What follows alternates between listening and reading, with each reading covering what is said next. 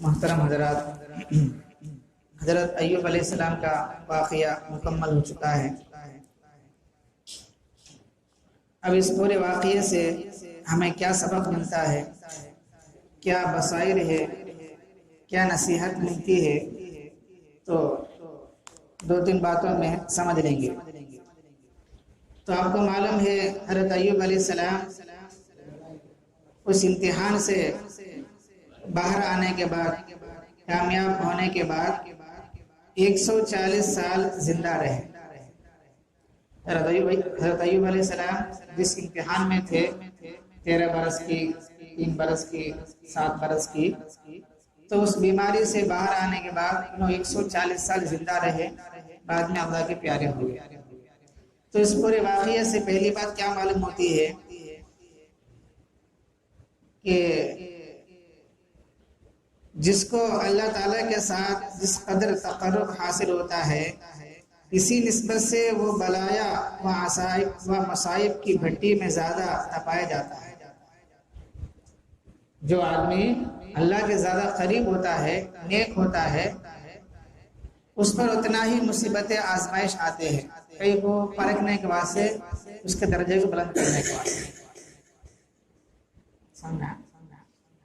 دیکھو ایوب علیہ السلام پر نبی ہے، پیغمبر ہے، پھر بھی اللہ تعالیٰ نے کو ایسی امتحان دیا کہ پورے ان کے گھر والے، بچے، پوتے پوتیاں سب چھوڑ کے چلے گئے، پورا مال ختم ہو گیا، برباد ہو گیا، صرف ان کی بیوی تھی۔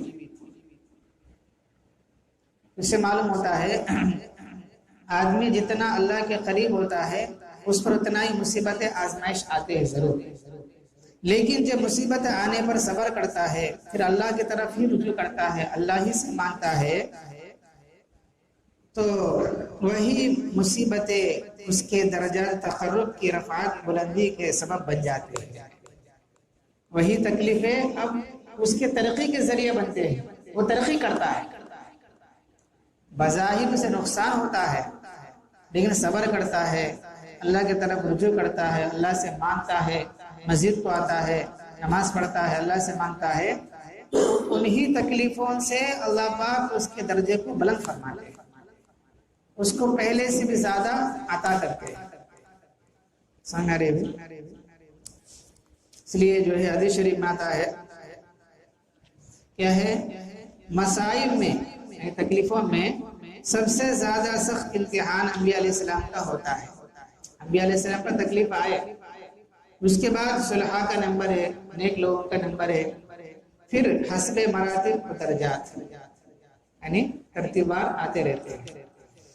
انسان اپنے دین کے درجات کے مناسب آزمائے جاتا ہے، اس کا ایمان کتنا بنا گی اس کے حساب سے اس پر تکلیفیں آتی ہیں۔ سمجھے جانے کیا ہوئے تکلیفہ؟ میں نماز پڑھتا ہے نا، سب بھی اچھا کام کرتے ہے نا، میں ذکر کرتا ہے نا، پھر بھی کیا ہوئے تکلیفہ وہ سمجھے جانے۔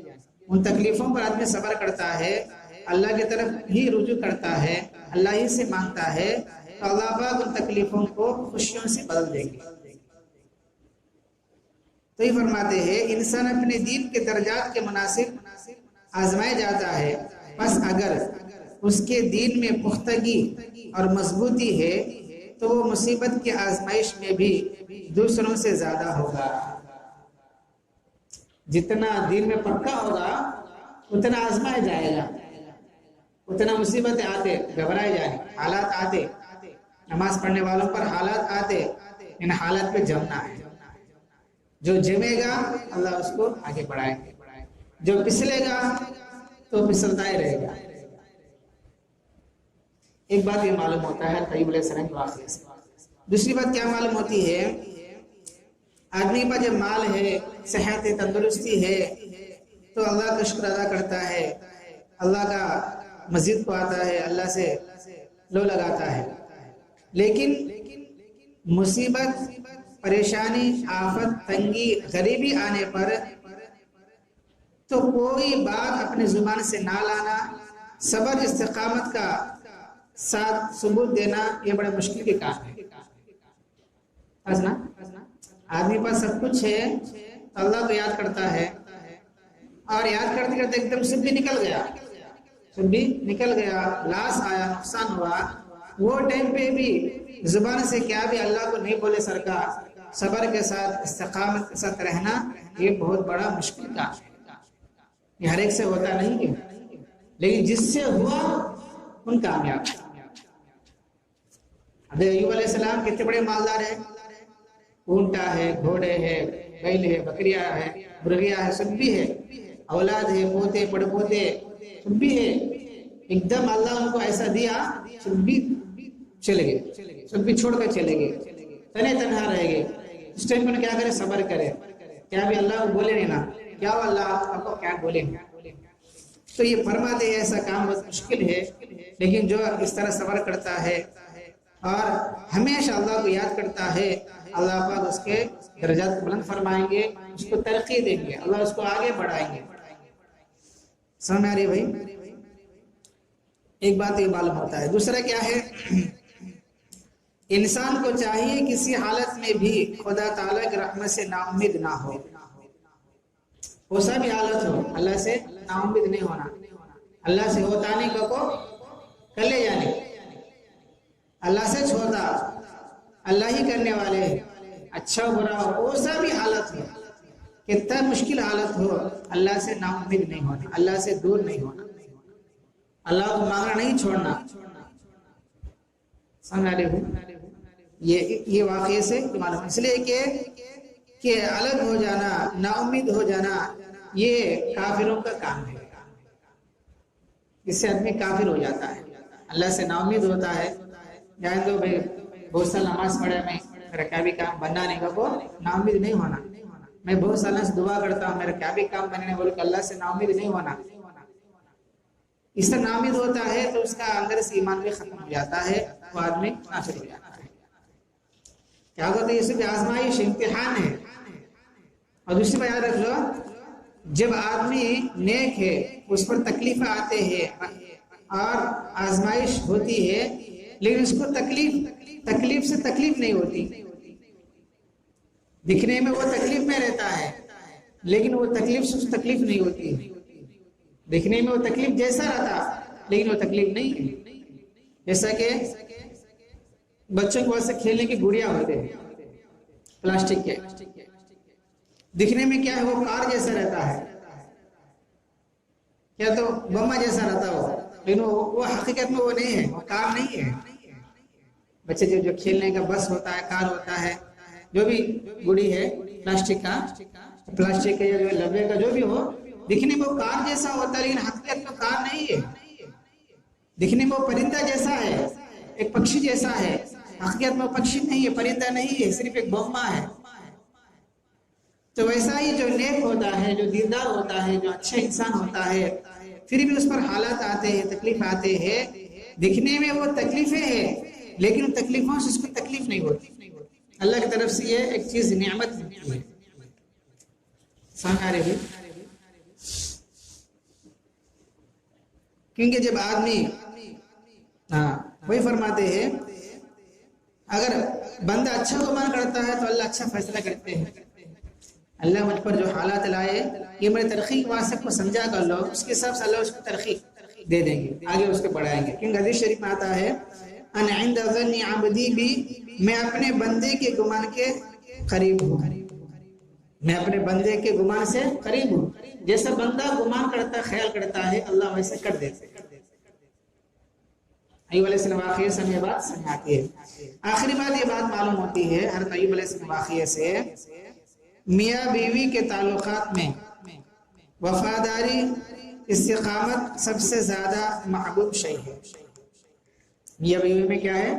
مل کو رہنا، کیسے تو بھی حالت ہو، یہ بہت اچھی چیز ہے۔ اس لیے کہ ایک حدیث میں شیطانی وساوس میں سب سے زیادہ قوی وسوسہ جو شیطان کو بہت ہی پیارا ہے، میاں بیوی کے درمیان بدگمانی، بغض و عداوت کا بیج بو دینا۔ حدیث شریف میں کیا آتا ہے؟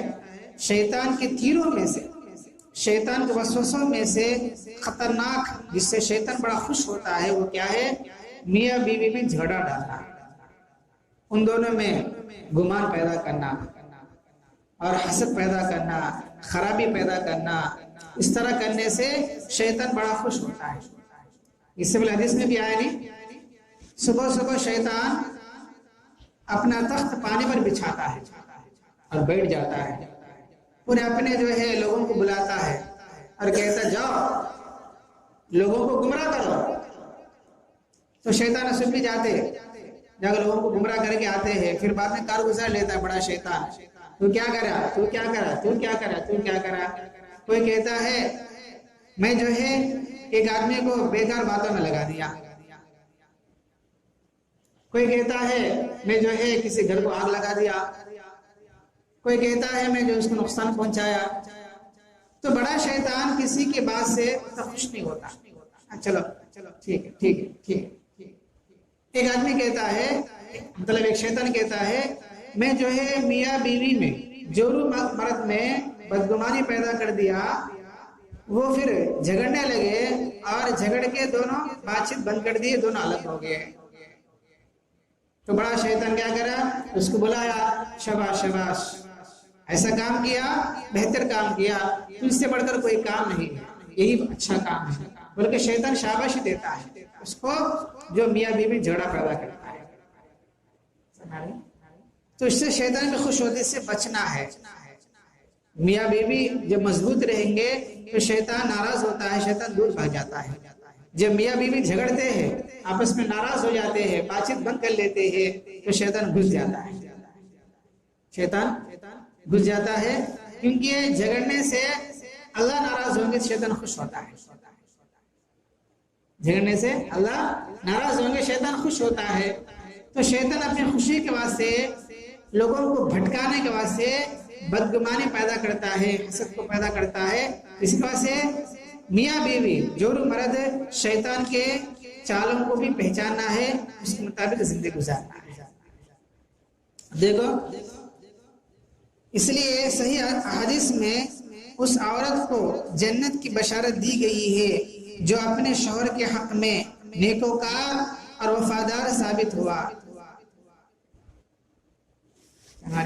یعنی اس عورت کو اللہ کے نبی صلی اللہ علیہ وسلم جنت کی بشارت دی ہے جو عورت اپنے شوہر کی فرمانبرداری کرتی ہے, اپنے شوہر کی اطاعت کرتی ہے, شوہر کو خوش کرتی ہے, اللہ کو بھی خوش کرتی ہے, اللہ کا حکم مانتی ہے, نبی کے طریقے پر چلتی ہے, شوہر کی اطاعت کرتی ہے, شوہر کی بات مانتی ہے. تو حضور نے فرمایا کہ وہ عورت جنت کے جس دروازے سے داخل ہونا کر لیتی ہے کہ داخل ہو جاؤ. ایسا جنت کی بشارت دے رکھی ہے اس عورت کے لیے. دیکھو حضرت ایوب علیہ السلام کی بیوی نام رحمت ہے. کیا نام ان کا؟ رحمت ہے, کتابوں میں ہے. تو ایوب علیہ السلام کی بیوی, ان کے پورے جانور بھی ختم ہو گئے, دور چلے گئے, اولاد بھی دور چلے گئے, بچے بھی دور چلے گئے, کون بھی نہیں, دوستہ بھی کون بھی نہیں ہے, رشتہ دار سب چھوڑ گئے, صرف ان کی بیوی تھی, صرف ان کی بیوی تھی. تو اللہ پاک جو ہے اس بیوی کی نیکی کی برکت سے حضرت ایوب علیہ السلام جو قسم کھائے میں اپنی بیوی کو 100 کوڑے ماروں گا یا پھر 100 لکڑیاں ماروں گا, تو بیوی کی نیکی کی برکت سے اس قسم کے پورا کرنے میں اللہ آسانی کا معاملہ فرمایا. کیا فرمایا ہے ایوب, تم 100 کوڑے کی مارنے کی ضرورت نہیں ہے, 100 لکڑیاں مارنے کی ضرورت نہیں ہے, تم جو ایک جھاڑو کٹا لے لو, جو کاڑے جھاڑو ہے نا وہ لے لو, جس میں تقریباً 100 سے زیادہ ہوتے ہیں, اس ہلکا تم اپنی بیوی کو مارو. مارنے سے قسم پورا ہو گیا, ادا ہو گیا. تو ایسا اللہ نے آسانی کا معاملہ کیوں نازل کیا؟ تو بیوی نیک تھی, سب کچھ چھوڑنے کے باوجود بھی انہوں اپنے شوہر کے ساتھ رہے, تو اللہ پاک کو وہ نیکی پسند آ گیا جس کی برکت سے اللہ نے ان کے واسطے آسانی کا معاملہ فرمایا. اس واقعے سے ہمیں یہ بات سمجھ آتی ہے. آگے آخری بات, 5ویں بات یہ ہے, جب آدمی کے پاس مال و متاع ہوتا ہے یا ایک لیول پر پہنچ گیا, اب کھانے کی بھی تکلیف نہیں ہے, بچے سب بھی سیٹل ہو گئے, سب بھی اچھی حالت میں ہے, اس وقت میں کیا ہے اپنے آپ کو جھکا لینا, گھمنڈ پیدا ہو جائے. میں کہتا ہوں کیا وہ چیز آئے جائیں, شکر اللہ تیرا شکر ہے, تیرا شکر ہے, میرا کیا بھی نہیں تو دیا سو مال ہے, تو ویسا کر لینا.